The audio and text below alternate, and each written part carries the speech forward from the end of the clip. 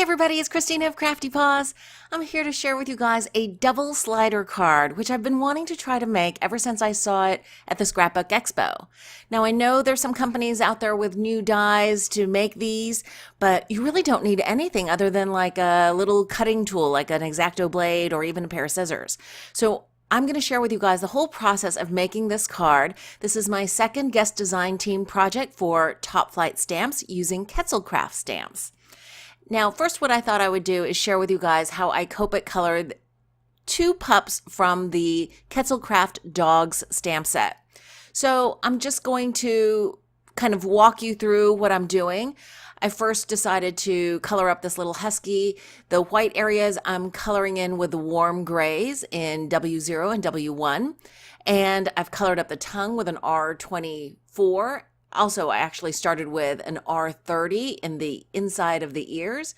And now I'm just kind of following behind all the areas where the stamp image itself actually shows that there are shadows. So all those little hash lines really show, oops, you can see I blobbed out a little drop of the warm gray, and I am cleaning it up with a O blending tool or blending marker.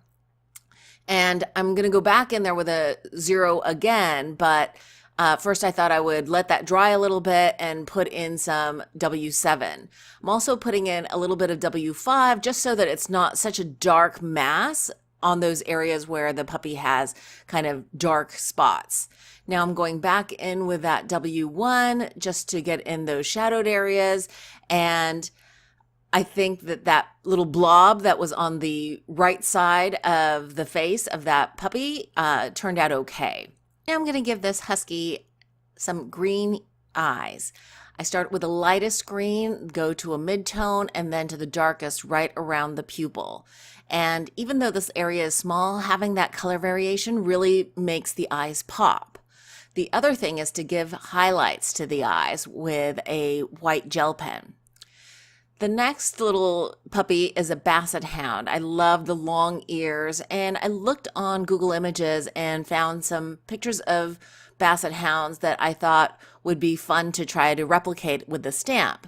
So first I'm taking some warm grays. I think that's a W5 and a W7, and then I'm adding some warm browns. This is an E23.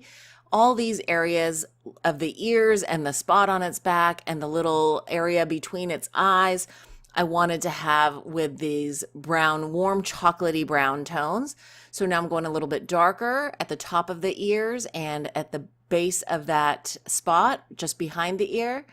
And now I am going to go back in and start with the white areas of the puppy. So around the muzzle and around the eyes where I thought there would be kind of an inset, underneath the little tufts of fur, underneath the muzzle mouth, on the belly, on the lower parts of the feet. All those areas are going to get a light shadow with a W0. I wanted it to be a little bit darker just to have more contrast. It's a little hard to see with the bright lights around my video recording area, but as you can see, when you bring in more color variation or tonal variation, it really makes the images look more three-dimensional. So I went over those areas with a W1, and now I'm going to go back in to re-emphasize the dark chocolatey areas. And for the nose, I decided to give him a cool gray nose with a C8. Now for the eyes, I wanted them to really pop and have him have kind of lighter brown eyes. So I'm starting with an YR24 and then going in around the darker areas closer to the pupil with an E23, again with the white gel dots for highlights. And I also wanted to re-emphasize the highlight area on the nose and on the tongue. And that's Basset Hound is done. Now for the Pilgrim hat and the Pilgrim bonnet. These are stamped images from the Quetzalcraft Pilgrims stamp set. It's one of their new stamp set. It's kind of like an accessory set for all the various Quetzalcraft animals. You could use this not only with the dogs, which I love, of course, but with their cats, with their birds, with their jungle animals, so on and so forth. So these accessory stamps are so great and fun to play with. And you can transform all these little cute critters from Quetzalcraft with these little accessory stamps. It's so fun for holiday crafting. So first, for this little Pilgrim's hat, I'm using some neutral grays. I wanted it to be a little different from the grays that I used on the dogs. And then for the hat band, I wanted it to be a slightly different color, but I still wanted to keep it dark. So the band gets a B99 and the little buckle gets a Y38, just for a little gold hint. And I'm going back in and kind of blending together the colors a little bit there because I thought they were a little bit sketchy. Now for the little bonnet, I wanted to keep it light so it looks like a white bonnet, but I knew I would, again, needed color variation to get the dimensionality to come out from this little bonnet. So all the areas of the stamped image that have the darkest areas, or the little hash lines or the detail, they first got a C1, I think it was, and then now a C3, and now I'm going back in to blend out to the white areas. The lightest areas is a C00, and of course you don't need to color in whites with 5 different markers. It's just I had them out and I wasn't sure how much blending it would take for me to get enough kind of 3D effect. So I just had them all out. So I was using them to blend out. Now, to make sure that the hat and the bonnet get on the dogs properly, I had to cut around the little eyes because I wanted the eyes to show up. So like in a lot of the cartoon characters that you'll see, I put the eyes above the little bonnet. I cut around them with an X-Acto blade. I'm also doing the same thing for the little Basset Hound's tongue because I wanted it to come out in front of the ties of the bonnet. So I'm flipping it out and I've glued that all together. Now for the Pilgrim's top hat, I again needed to cut around the little Husky's eyes with an X-Acto blade. And this again, like I just wanted the eyes to show up but not have the hat too high up on the head of the Husky. And I could have left it just like that, but I decided I wanted more of the ears to show. So I went ahead and I'm inking around the eyes because I don't want the white edge of the paper to show. So I'm sorry you don't see it all on camera there, but I was taking a Tuxedo Memento black marker and inking around the edges of those eyeballs. Now when I'm comfortable with the location of the hat above the head, I am putting a little bit of glue just above the little piece of the Husky's head that's left above the eyeballs, and now I've clipped apart the ears because I wanted the ears to show up a little bit more beyond the Pilgrim top hat there. So that's the dogs all prepared. Now for the front panel, I have these Jolie stickers. These are autumn stickers that I thought would make a really nice, simple, kind of classic Thanksgiving kind of card. It fell apart a little bit. Some of the leaves had come apart. So I'm just gluing those, putting those back into position. This is a very kind of delicate sticker piece.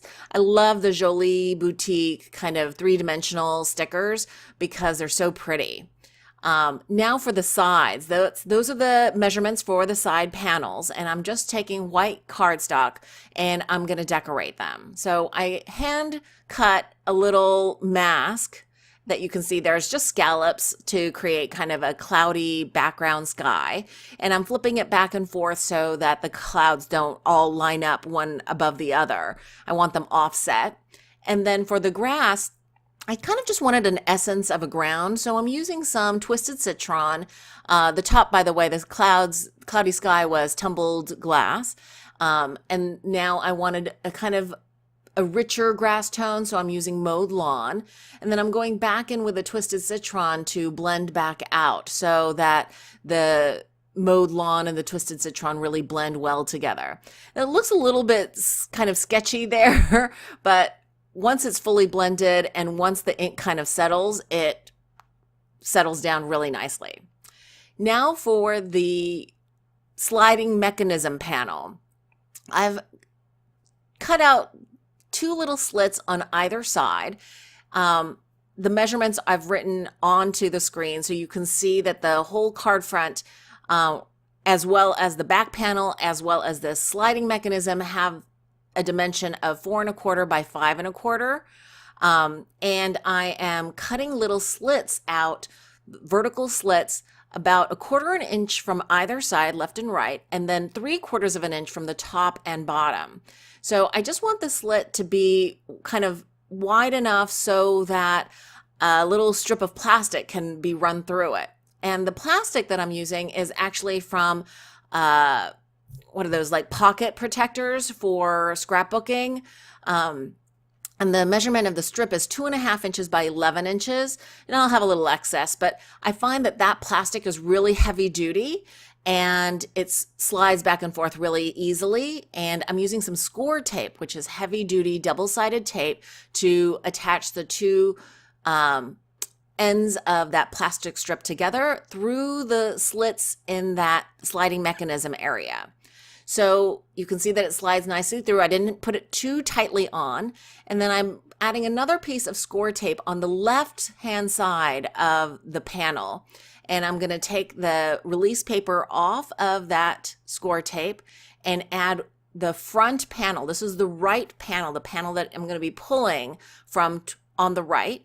And I'm going to just add some glue to the back of this little Husky, and I'm going to be just placing him kind of 2/3 of the way over to the right. I didn't want him fully over, but I didn't want him dead center either. So he's nicely glued there. And then for the back panel, you see I'm facing the panel forward, but I'm flipping the whole mechanism over and adding some score tape to the back of that plastic loop all the way over on the right side. And I'm going to attach that panel there. I want to make sure that it's lined up the same as the front panel. And now I'm adding some double-sided foam tape to the top and the bottom of the sliding mechanism. And that will kind of create channels for the panel to slide back and forth. Oh, and I forgot to add the Basset Hound on the back panel. So I've pulled it out and that little Basset Hound is on the back panel there. And you can see that's how the mechanism will work. And now I am showing you the measurements. This is the same as the sliding mechanism, but that panel is the front panel. And I'm going to just decorate it real quick. So it's the black cardstock. I'm using heavy duty cardstock because I want this to be really strong. Then I had some craft corrugated cardstock, and then that little decorated piece that I had done earlier with the Jolie Boutique autumn stickers. I thought that the yellow looked a little plain, so I also decided to add some metal flourish corners, and I think this is from Pixie Press. If you guys are interested in any of the materials that I use, please check out my blog post, which I will link to in the description box below. But that's the front panel, and I can now attach that to the double-sided foam adhesive top and bottom. And you see how that sliding mechanism is already working. Now for the back panel, I'm just using some plain white cardstock. You can attach a whole folded card, but I'm just going to attach one plain piece of cardstock, and that's where I'll write my message to the recipient. Now for a little tab, I decided to cut out a little piece of yellow cardstock that was a scrap left over. I've folded it, and now I'm going to stamp from a Lawn Fawn stamp set, Pull Here. It's from a stamp set called Push Here, actually from Lawn Fawn, and I've just stamped that out. I'm going to glue that to the right panel. And you can see I also off camera printed out on my computer a sentiment, word bubbles. The Basset Hound says happy and the Husky says Thanksgiving. So that's the card completed. I so enjoyed creating this card. I hope you enjoyed this process tutorial video. If you did, please give it a thumbs up. And thanks so much for watching. I hope you guys are having a wonderful crafty day.